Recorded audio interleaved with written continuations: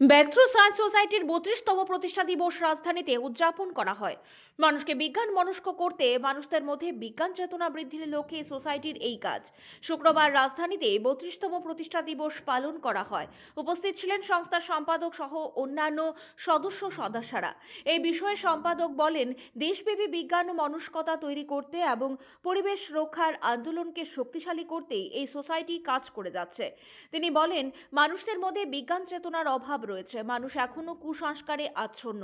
এখনো মানুষ অসুখ হলে ওঝা বৈদ্যের কাছে চলে যায়। তারা বিজ্ঞানের প্রতি বিশ্বাস নেই, তাই তারা চিকিৎসার জন্য হাসপাতালে ছুটে যান না। পাশাপাশি তিনি বলেন, দিনের পর দিন শিক্ষা ক্ষেত্রে অনেক কিছু তথ্য বাতিল করে দিয়েছে।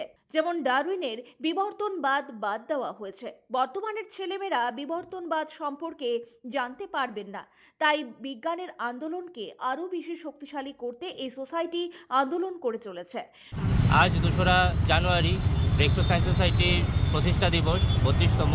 আমরা ব্রেকথ্রু সায়েন্স সোসাইটির পক্ষ থেকে সমস্ত দেশব্যাপী বিভিন্ন ধরনের বিজ্ঞানের কর্মসূচি নিয়েছি। বিজ্ঞানের অভূতপূর্ব অগ্রগতির দিনও আজকে আমরা লক্ষ্য করি যে সাধারণ মানুষের মধ্যে বিজ্ঞান চেতনার সাংঘাতিক অভাব। মানুষ এখনও ওঝা বৈদ্যের কাছে, তান্ত্রিকের কাছে রোগ সারাতে দৌড়ান। এছাড়া পরিবেশ আজকে সাংঘাতিকভাবে বিঘ্নিত হচ্ছে। আমরা দেখছি যে উত্তরাখণ্ড, আন্দামান নিকোবর সহ আজকে দেশের সর্বাধিক প্রাচীন পর্বতশ্রেণী আরাবল্লীকে ধ্বংসের মুখে ঠেলে দেওয়া হচ্ছে। আমরা দেখছি শিক্ষা সিলেবাস থেকে গুরুত্বপূর্ণ তত্ত্ব, ডারউইনের বিবর্তনবাদ, তারপর মেন্ডেলিফের পর্যায় সারণী, এগুলা বাদ দেওয়া হচ্ছে, যা মানুষের মধ্যে, ছাত্রছাত্রীদের মধ্যে বিজ্ঞান মনস্কতা প্রচারের জন্য খুবই গুরুত্বপূর্ণ।